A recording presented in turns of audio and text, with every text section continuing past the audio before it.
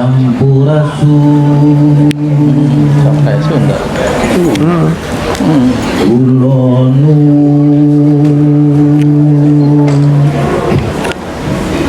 habis rentah hormat, mohon redok, mohon ikhlas, emak bapak krun yang dari belah lor, dari belah kulon, dari belah kidul, dari belah wetan, anak cucu mau cerita lakonnya Kampung Marunda, terus baca sketsa Betawi. Apa bang lakonnya bang? Mobil dinas. Mobil dinas. Pembuka dibaca pakai doa selamat dunia, selamat akhirat. Rabbana atina, wahai Tuhan kami, fi dunya hasanah, berikanlah kami kebaikan di dunia, wa fil akhirati hasanah, dan kebaikan di akhirat, wa qina azabannar, dan selamatkanlah kami dari siksa api neraka. Tuan-tuan dan nyonya-nyonya sekalian, sebelum acara ngebulang ini kita sampaikan, ada sedikit kata yang perlu saya sampaikan, yaitu tentang ngebulang dan sketsa Betawi. Sebenarnya antara hikayat, ngebuleng, dan sketsa maupun dongeng itu agak mirip-mirip dikit. Yang jadi perbedaan, kalau ngebuleng ini sebenarnya adalah cerita folklore, ya, cerita rakyat, dimana dari zaman dulu kemudian dikait-kaitin sama kekinian, bahasanya sama sekarang. Nah, itu disebut namanya ngebuleng. Beda sama hikayat. Kalau hikayat itu bahasanya pakai Melayu tinggi, nggak kayak bahasa saya nih, saya sampaikan. Jadi nyampainya itu bahasanya adalah syahdan. Nah, itu Baginda Tuan Raja yang di Pertuan Agung, itu hikayat. Kemudian juga ada cerita-cerita tentang jin, jadi alam gaib dan bentuk korin dan lain sebagainya ada di dalam cerita itu, dan bernuansa Timur Tengah dengan bahasa-bahasa yang untuk disampaikannya adalah Melayu tinggi. Tetapi ketika ini kita sampai di ngebulang adalah cerita Betawi yang ada di pinggiran. Jadi Betawi pinggir, artinya Betawi yang berbatasan dengan Sunda maupun Jawa. Jadi di situ ada akulturasi, bentuk akulturasi budaya. Jadi masuknya adalah ngebulang ini adalah suatu ilustrasi antara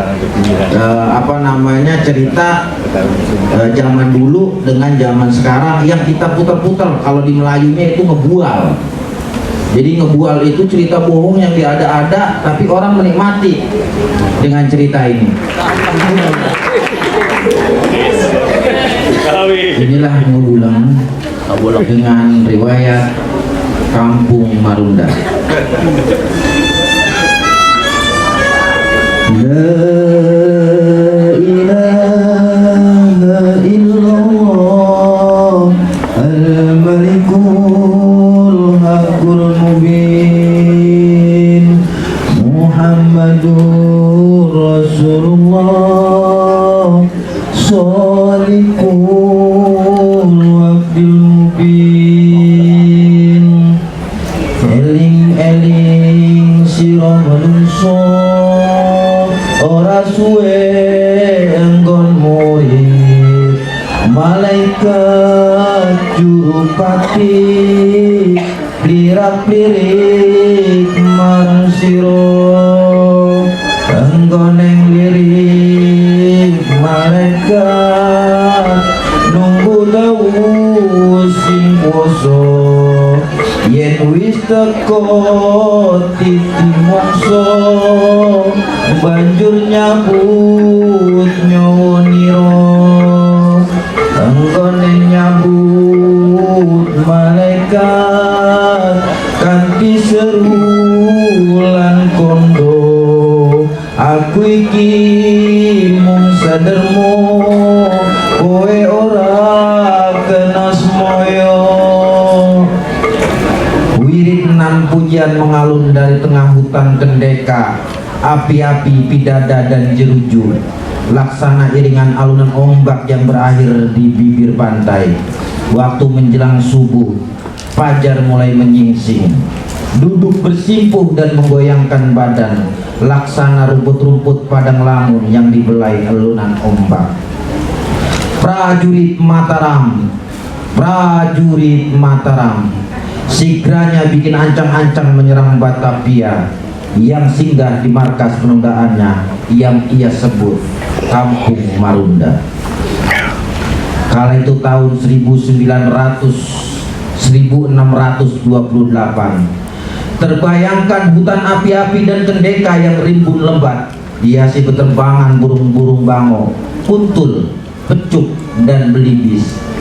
Monyet dan lutung bergelayutan sembari memetik buah pidada menyambut datangnya pagi. Jikalau menatap ke arah sebelah kulon, hati rasa penuh amarah lantaran di sana terdapat benteng-benteng Batavia. Jikalau menatap ke arah sebelah kidul, tampak dua gunung gede dan gunung Salak yang membiru abu-abu yang membuat hati sejuk dengan damai.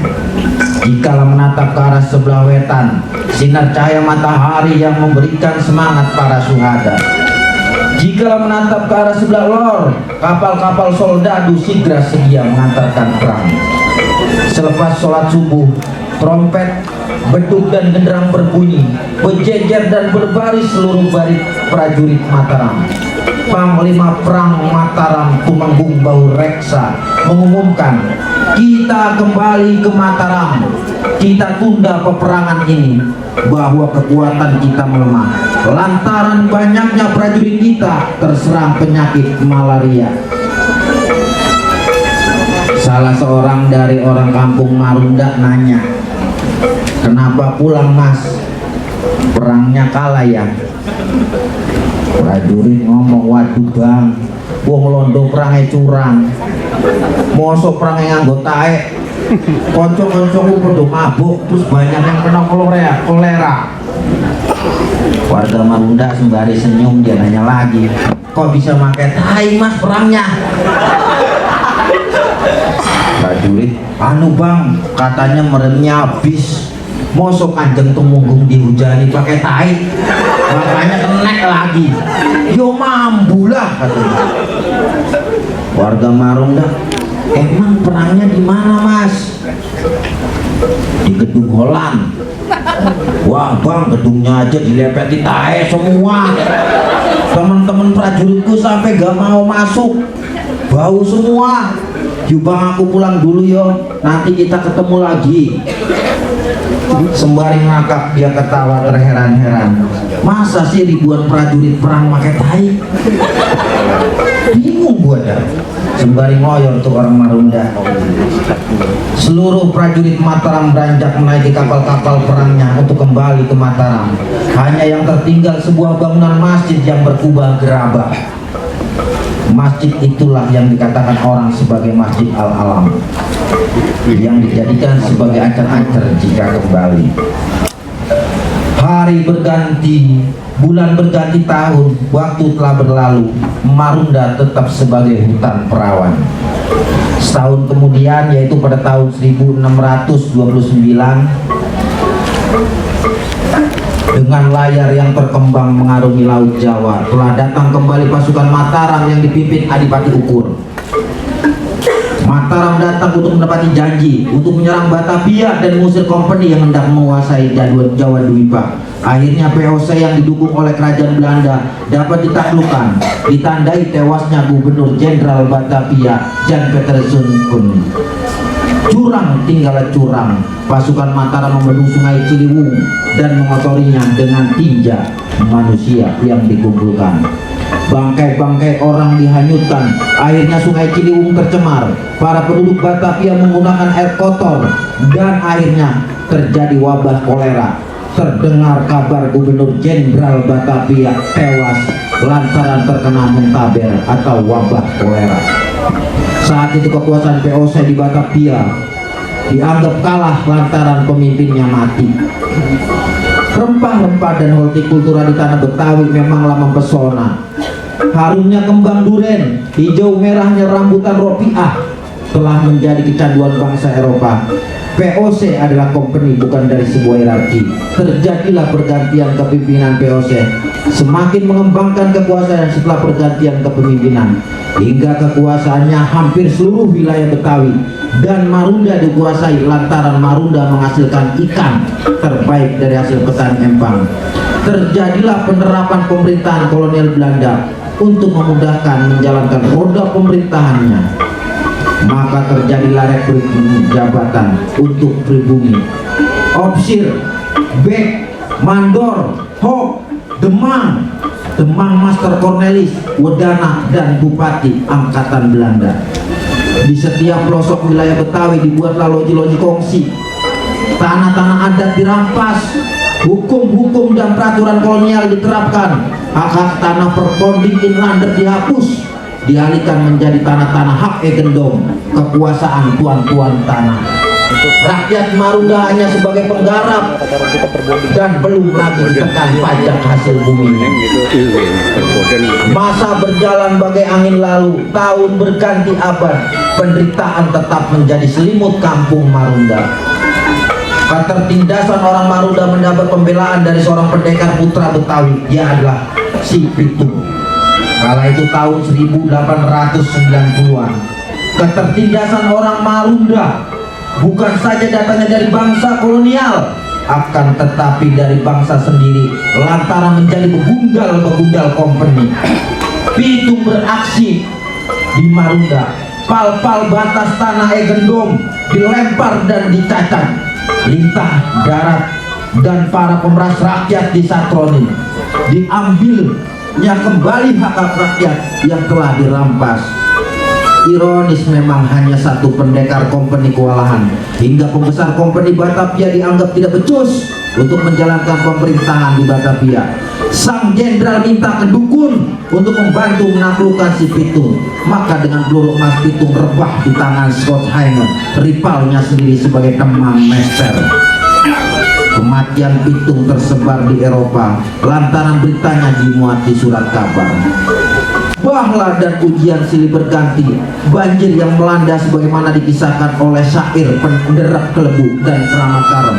Semua berjalan seiring waktu, orang Marunda hanya pasrah akan kekuasaan Tuhan. Alunan solawat dan pujian tetaplah terdengar syahdu. Syair-syair kehidupan tetap menggema sebagaimana yang diungkapkan Tuan penyair Abu Nawas. Ilahi lastu lil firdausi ala wala aqwa ala naril jahimi wahab li taubata waghfir dunubi fa innaka ghafiru tambil azimi. Syair itu seolah mengiringi keramatnya malam Jumat. Rasa syukur terhadap Yang Kuasa melalui upacara adat dengan sedekah laut atau nyadran, sedekah bumi atau baritan, dan upacara metik motong padi, lengkingan serunai gogolio, tandanya siang di musim panen. Teriakan sukaria bocah-bocah bermain gala asin di malam bulan purnama. Terkadang kebahagiaan itu terampas oleh kekuasaan dan bahla yang menerpa. Itulah gambaran kampung Marunda di masa silam. Musim berganti, tahun-tahun telah berlalu, namun nasib kampung Marunda tetaplah membeku. Pesan moral dengan cerita pakai kain, nelayan dan putri di Ganjenaha, Sikondor, Mirah Jagoan Marunda, Jampang, Syekh Pengantin Japar, Tuan Item, Aki Tirem, Raden Arya Gumantar, Tuan Rahman, Bang Pitung, Pantun Rancak, dan Hikayat Mualim Jago. Kiranya semua itu menjadi pesan penggugah para penguasa. Riwayat mengungkapkan hilangnya inlander untuk menggarap tanah hingga berubah haluan hidup menjadi nelayan sang penangkap ikan. Dari rawa turun ke kali, dari kali berendam di pinggir laut mencari simpring, kerang, dan ontai.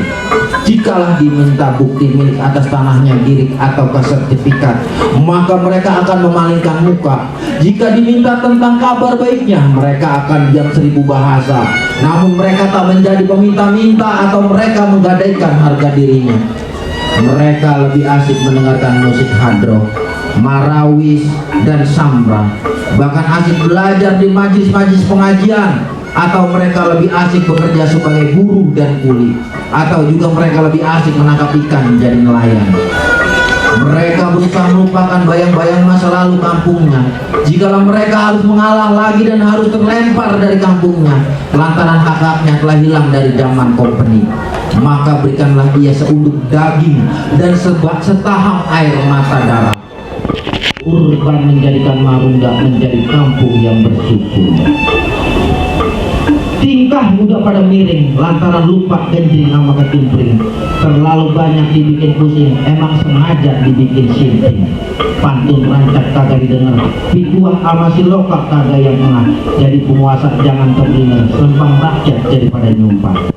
Itulah yang disampaikan oleh kami sebagai konten daripada isi daripada ngebulang. Demikian, billahi taufiq wal hidayah. Assalamualaikum warahmatullahi wabarakatuh.